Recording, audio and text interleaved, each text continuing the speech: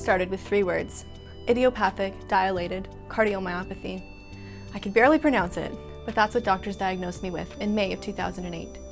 At first, I didn't understand the severity of my heart disease and expected that I would take meds, get better, and continue on the path I had planned. But my body had other plans. After a scary brush with heart failure, it was clear I needed an ICD, an implantable cardioverter defibrillator. If my heart failed again, the device would activate and it would buy me time to get to the hospital. I had been with Sean for about 4 years prior to diagnosis. We bought a house together, adopted some pets, and discussed our future. 3 weeks after I was diagnosed with heart disease, he proposed to me. The future in general became unclear, but we knew one thing for sure. However long we had, we wanted to spend that time together. I'd planned my entire wedding. The day was absolutely beautiful. After dinner, Sean and I decided to do our speech first. 2 minutes into the speech, my ICD fired 3 times. Oh my God! Luckily, my new husband caught me before I fell to the floor. I was rushed to the hospital before we even had a chance to do our first dance. I thought it couldn't get any worse than that, but unfortunately I was wrong. The summer after the wedding, I went into severe heart failure. That's when I was sent to Toronto General Hospital's Peter Munk Cardiac Centre to be evaluated for a heart transplant. So when I met Andrea, a day I'll never forget, she was critically ill in the coronary care unit. So the most important thing that we did was to sort out that she was a candidate for transplant, a really good candidate for transplant. But as we know, sometimes unfortunately while you're waiting for transplant, in fact you get sicker and you can't wait. Time's running out and it becomes really just this incredible battle of trying to keep somebody alive and healthy enough for transplant. And we were losing the battle. And fortunately, we have this mechanical heart called the left ventricular assist device. After surgery, there were no words for how much it hurt. I'm smaller than the average patient and the LVAD barely fit in. After a while, I was able to forget about the device and just go on living. That's the goal, right? For 14 months, I carried around batteries and a controller device, which was connected to the mechanical heart inside of me. Literally, my lifeline. I carried my heart in my backpack. While I was always conscious of the device inside me, I was able to gain strength and prepare for the next major surgery, a heart transplant. When I least expected it, the phone rang at 3 in the morning, just a few days before Christmas. The day felt right, the surgeons were confident, and we were ready.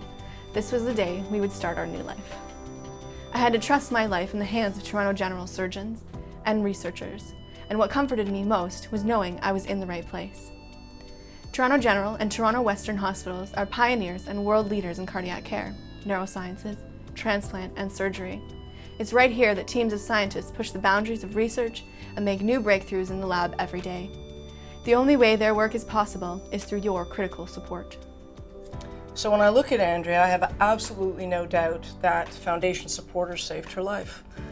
Very clear relationship between donor support to the Peter Munk Cardiac Centre and to the hospital foundation, which allowed us to purchase the device, which allowed us to use the device, which allowed us to save Andrea's life, and there's just no doubt about it. Surgeons Dr. Rao and Dr. Cusimano are 2 of my heroes who were there on the day I received my new heart. It's a pleasure to see Andrea looking so well after her heart transplant. Certainly the first time we met her, she was much sicker than this. And she really is an amazing success story and a testament to what the VAD program can do for our patients. I needed so much care, and people like you were there for me every step of the way. But there are many others like me whose lives are depending on generous people like you right now. Peter Munk Cardiac Centre is one of the largest of its kind, yet it relies heavily on donor support. Will you join me in supporting Toronto General and Western Hospital Foundation by making a very special gift today? Your generosity will fund life-saving research, patient care, and equipment all throughout the hospital, like the kind that saved my life. So when you give to the Toronto General Hospital and to the Hospital Foundation and to the Peter Munk Cardiac Centre, there is no doubt in my mind that you're going to have an impact. Not only are you funding research in basic science and research that allows us to improve lives and outcomes, but you're also directly funding mechanical hearts and the mechanical heart program, which, as you can see right in front of you, clearly saves lives and has an impact.